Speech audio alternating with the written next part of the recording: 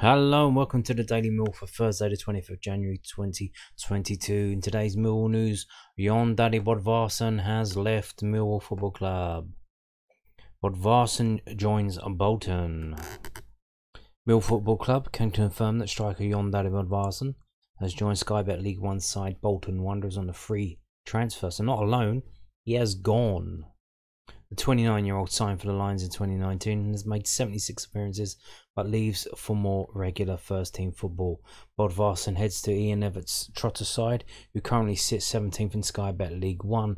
Everyone at Millwall would like to thank John for his efforts during this time at the club and wish him all the best for the future. And there you go, it is done. And now we have one less striker. Matt Smith left yesterday, and now Jón Daði Böðvarsson has left today. Although, if he does, he's not scoring, can you really call him a striker? So this is from burnedanaces.co.uk. It's a Bolton fan website, and they say they have a bit more details. So Bolton have completed the signing of Jón Daði Böðvarsson, who makes a move on a free transfer after his contract to Millwall was cancelled by mutual consent. How much did that cost us? Fair, pretty penny, I bet. Böðvarsson, who signed an 18-month deal at the University of Bolton Stadium, had initially been a loan target for Wanderers, but the Lions were keen to get rid of the player from their books permanently due to him being one of their highest earners. Really? Wow. Holy moly. The 29-year-old had endured a difficult spell at the Den, scoring just 7 times in 76 appearances over a 2.5-year period, with his last outing for the club coming in the 3-1 victory over Cambridge United in the Carabao Cup this past August. Trotter's bossy and Everett believes the forward who can play centrally or out on the right hand side is more than capable of rediscovering the form that has seen him win more than 60 caps for the Icelandic national team. It's taken some hard work from all sides, and we're delighted to have him on board, Everett told Bolton Wanderers website. Jón has brought into the project and the club and what we're trying to do in the history of the club has kind of helped us this one with the amount of Icelandic players we've had in the past. John watched a lot of Bolton growing up. He was almost a fan, so it's great to have him on board and to add some more strength to our squad. He's an international player, played in the World Cup, and is only 29 with loads to offer. He brings a lot of experience, a lot of good qualities to this team, and we're excited to have him. He's another piece in the jigsaw. Böðvarsson has been allocated the number 9 shirt, and we'll go straight into contention for Saturday's game at Shrewsbury Town. And how much do you want to bet? He's probably going to score a hat-trick. And it wouldn't surprise me if he did, because that's how it goes. We sign these players, they're not really Millwall type players, and they don't do it here.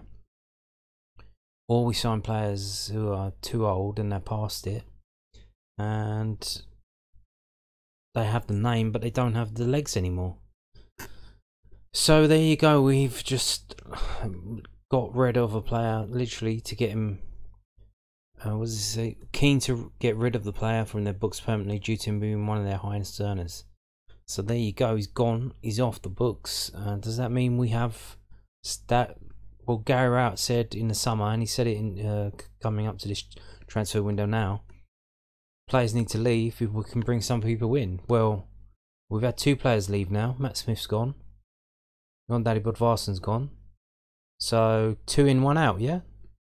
Although the Blackpool game is on Saturday, I believe we need to register someone by Friday 5 PM if we want them to play in that game. Will we be signing someone before then? Will we be signing someone before the end of the transfer window? It's now about 10 days to go.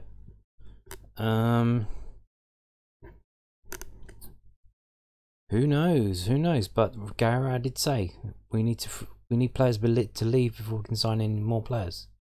Well, we've just had 2 players leave, so get signing. But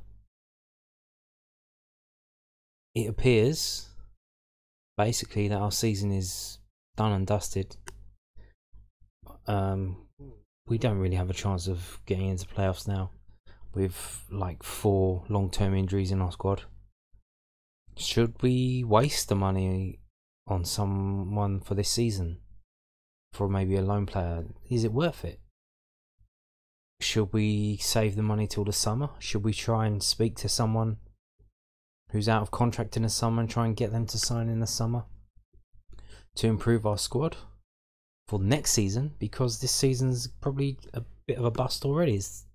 It's not really going to go anywhere. So I don't know, but we have been linked with a forward, and this is from Football League World.co.uk, and they say we are interested in this geezer here.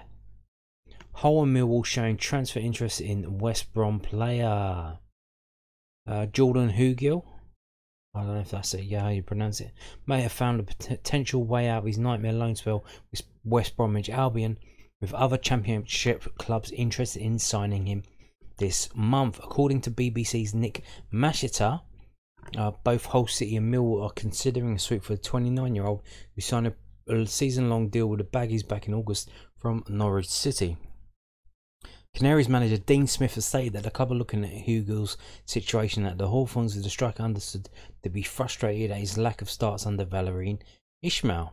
The ex-Preston North End man has played from the beginning of matches 7 times in the Championship this season. With the arrival of Daryl Dike, it's pushed Hugill down the pecking order, and he didn't appear in the squad for the loss against QPR on Saturday. Norwich could now be set to terminate his loan in the Midlands and send him to the Tigers, who have just been taken over by Turkish media mogul Akun Ilikali, and lost target man Josh McGuinness to Wigan last week. Or to the Lions, who let Matt Smith join Salford City and have seen Tom Bradshaw start a spell on the sidelines through injury. So there you go, yeah. So is he a target man? I think he's probably a cross. He's not a traditional target man. That's probably the reason why West Brom aren't playing him, because they're not really playing that kind of style.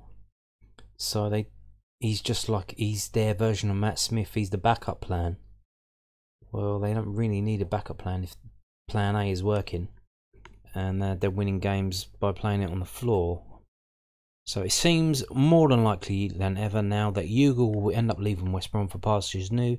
It just hasn't worked out for him at the Baggies. We know he can score goals in the Championship, but fans expected more from him. He's wasted some key chances in front of goal, and simply what the Albion supporters have never quite taken to him. They've got their long-term target in Daryl Dike now, so there's no real need for Hugill anymore. But there's certainly other Championship clubs who would take him for the remainder of the campaign. I suppose, but like I said, is it worth it? Is it worth it? My season's done and dusted. We're not getting in playoffs now. We got too many injury problems. Unless you're going to go out and sign 5 players on loan, or I don't even know if you're allowed to play 5 players on loan with the couple we've already got on loan. Unless you're going to go out and sign these players to replace the players that got injured, then you're not really going to be doing anything. That's why everyone is saying bring Isaac Loffy back and play him and get him trained up for next season. Tell him to take the rest of this season as a learning situation, and then tell him next season he needs to push on and compete for first team place. But there you go. So we have seen 2 players leave. Could we see this young man, Jordan Hugill, come in? I don't know. But they say it might be happening now. One of the other players who was said to be a possible exit was Ben Thompson. So Millwall manager discusses Tomo recall and whether it affects his transfer situation this month. Ben Thompson is still set to be available for transfer this month, despite being called in from the cold last weekend. Thompson, 26, made just his 2nd league appearance of the season when he came on at half-time in a 1-0 defeat to Nottingham Forest. It was only the midfielder's 5th game this season. Lions Boscara was asked if his recall to the squad changed his immediate future. Rowett responded, "At this moment in time, with any player that's available, they're getting paid to play by Millwall Football Club and do the best that they can, so we have to utilise all the options we have. Everyone's always a moving part. I've said that all the way along.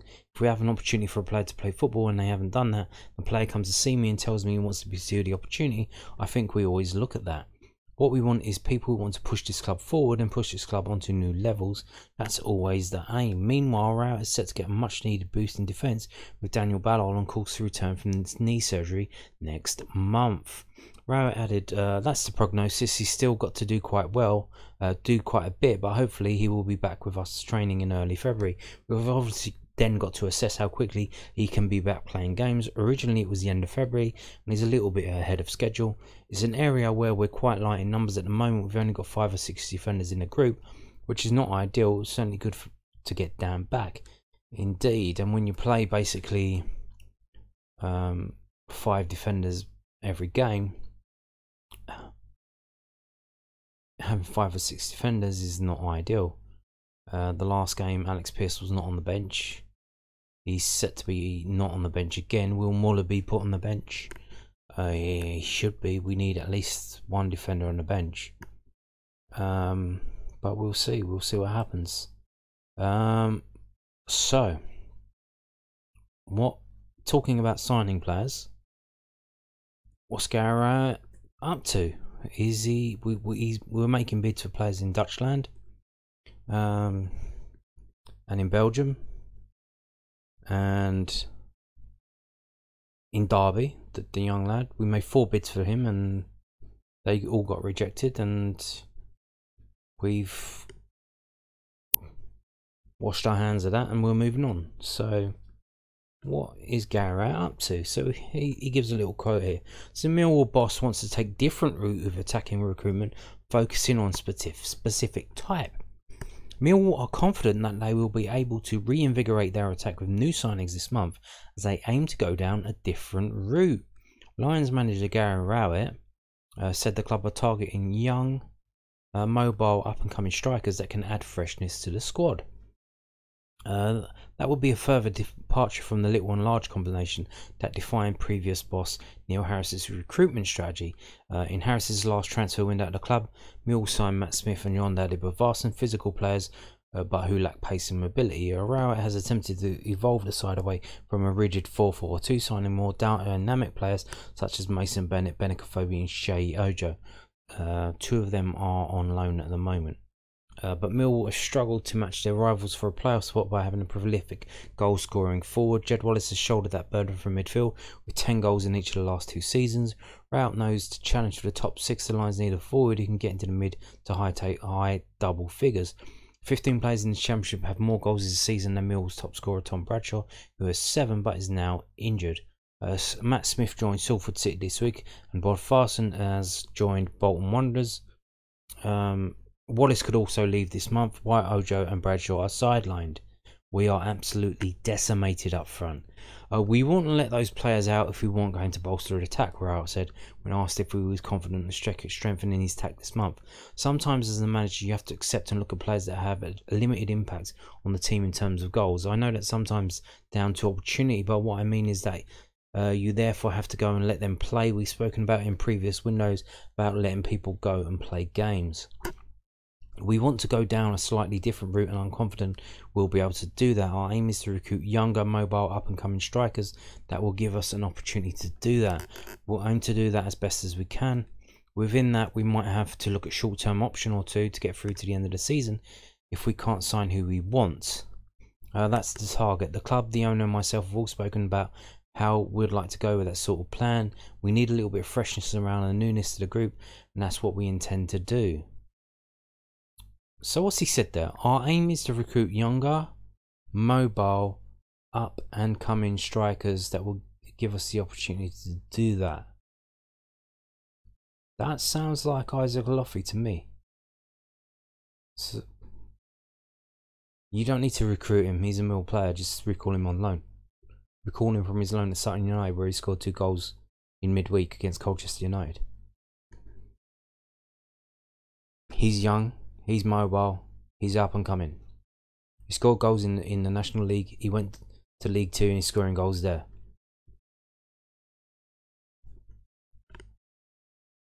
You literally have a player contracted to Millwall who fits that bill. And then it sounds, because we have been linked with Lyle Taylor from Nottingham Forest as part of Jed Wallace transferred to Nottingham Forest, so I think he's probably saying we don't really want to be signing Lyle Taylor, 31-year-old. But then he says we might have to look at short-term option or two to get through to the end of the season if we can't sign who we want.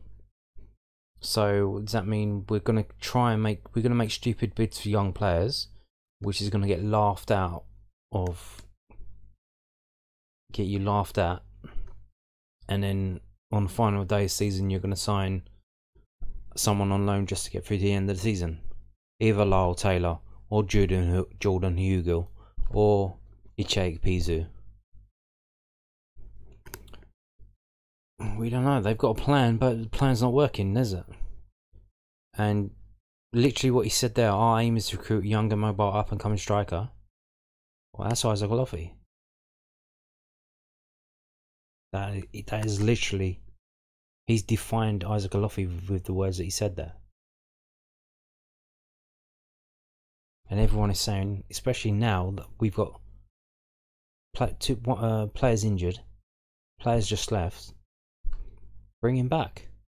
Bring him back. I don't know. But, so he's saying younger players,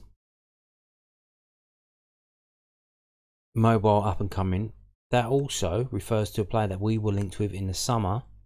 That's a story here from 2nd of July 2021. So this was last summer, Liam Delap.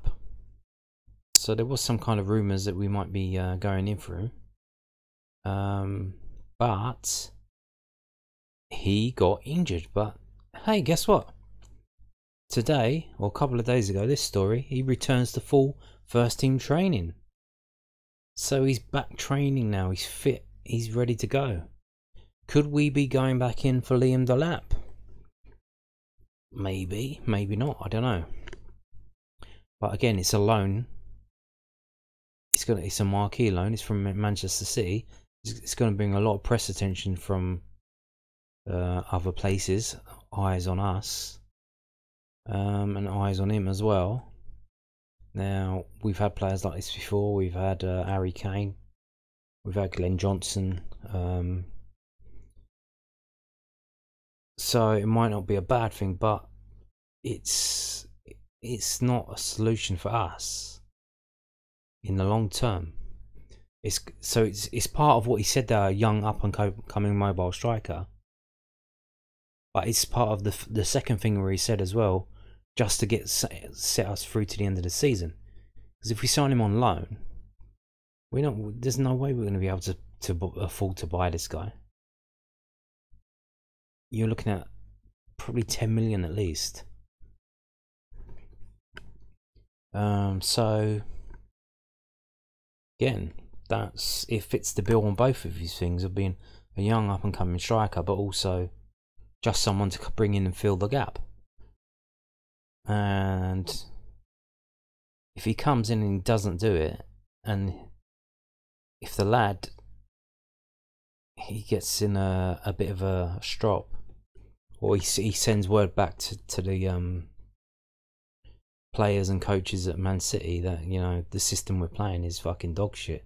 How is he supposed to score? Which is what all the Millwall fans are saying. We play too defensively.